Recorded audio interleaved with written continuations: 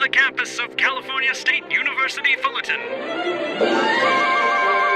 Titan Communications presents Titan Radio Theater. Today's episode, Superman, Dead Man's Secret. Faster than a speeding bullet. More powerful than a locomotive. Able to leap tall buildings in a single bound. Look, up in the sky. It's a bird. It's a plane. It's Superman. Yes, it's Superman, strange visitor from the planet Krypton, who came to Earth with amazing physical powers far beyond those of mortal men, and who, disguised as Clark Kent, mild-mannered reporter for a great metropolitan newspaper, wages a never-ending battle for truth and justice.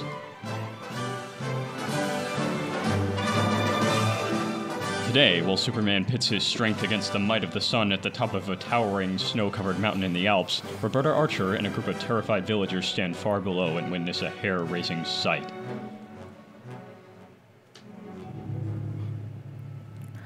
That rumbling, what is it?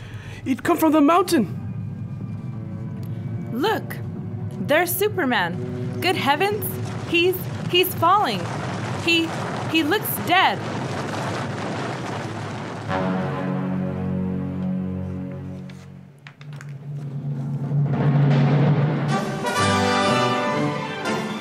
And now, the adventures of Superman. Just before he died, a famous nuclear physicist named Sir Hubert Clay confided the secret of a mighty sun weapon to his midget companion, Freddy.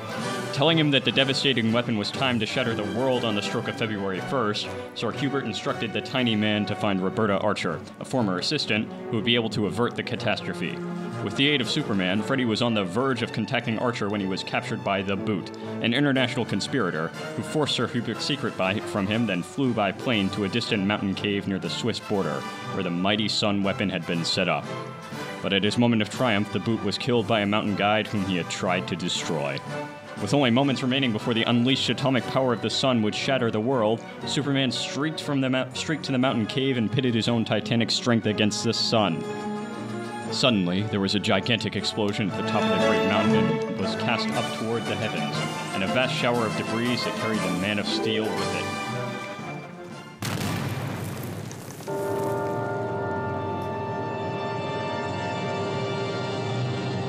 For a radius of 100 miles, the sky was irradiated as in a tremendous pyrotechnic display. And then the light faded. And in the quiet alpine valley, invisible under hundreds of tons of rock and stone and soiled snow, lay the sprawled, unmoving figure of Superman.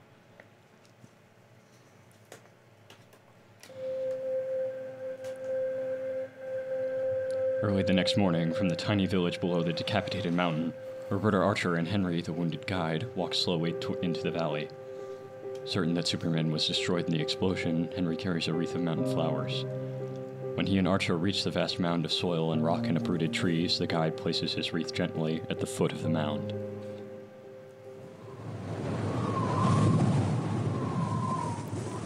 Rest in peace, Superman.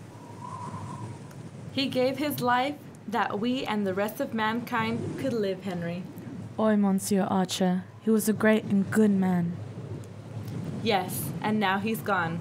I could hardly believe it. It does not seem possible.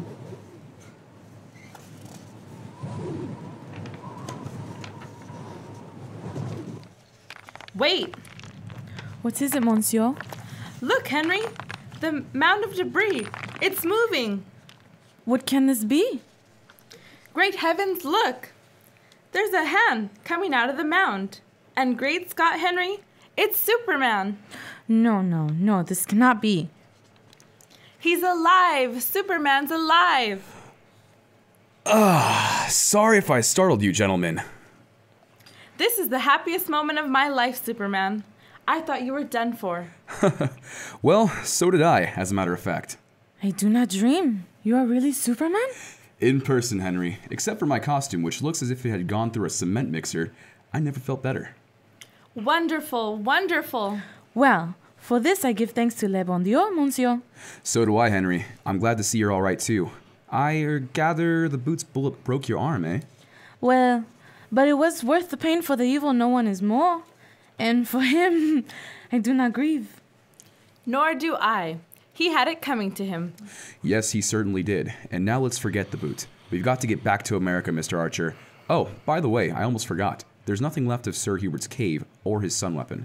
Did you see enough of it to be able to reconstruct it? No. Sir Hubert's great secret is gone forever. That I think is for the best. Yes, Henry. It's probably just as well. Sir Hubert created it in the belief he could frighten the nations of the world into keeping the peace, but it cannot be done that way. The boot showed us that when he almost obtained possession of the weapon. Yes, true peace can only come when all men want it enough to bury their greed and hate in self-seeking, and meet their fellow men in friendship and with understanding. That's right, Superman. To that I say amen. And now we've got to get moving, Mr. Archer. I'm ready, Superman. Goodbye, Henry. Good luck. Au revoir, monsieur. Aimez les dambous. Bless you. Up with you, Mr. Archer. Goodbye, Henry. Au revoir, monsieur Archer. Au revoir. Up and away!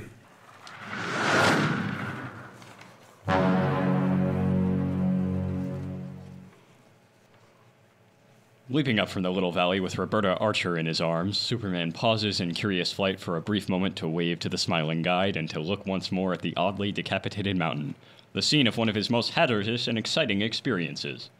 And then he summons his great strength and rockets away to the west over plains and cities and rivers, out over the vast Atlantic, on his way back to Metropolis.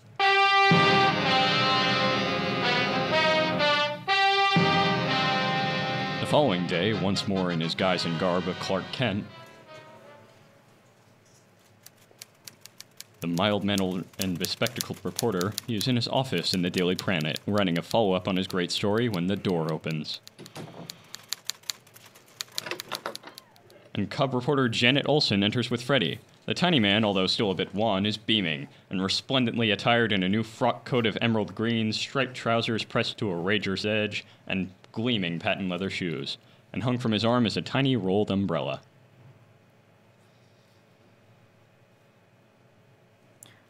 Hiya, Mr. Kent. Hello, Jim. Look, who's here? Freddy! Well, when did they let you out of the hospital? Just now. Oh, I say, Mr. Kent, it was jolly decent of you to send me this new outfit. I'll think nothing of it, Freddy. Do they fit all right? Oh, perfectly. My other garments were completely ruined in the boot's beastly chimney, you know. Boy, doesn't he look sharp, though? He certainly does. Come on, Freddy, let me put you up on my desk, and we can get a good look at you. Very well, old man.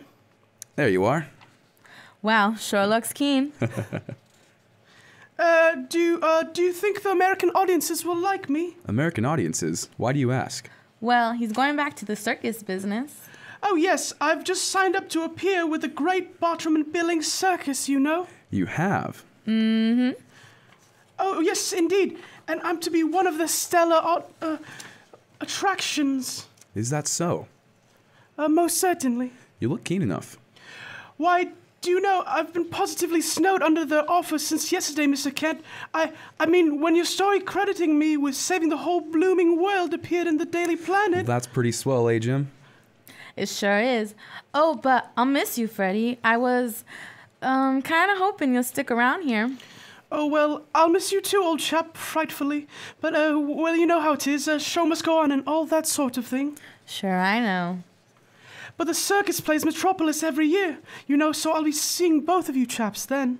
Say that's right. Oh, we'll be right there in the box seats, Freddy. Oh, excuse me a minute. Clark Kent speaking. Mr. Kent, this is Robin. Robin? That's right, Batman's... Listen, can you come to our house right away? Yes, but what's wrong, Robin? You sound rather upset. I am. Mr. Kent, something terrible has happened. Great Scott, what on earth?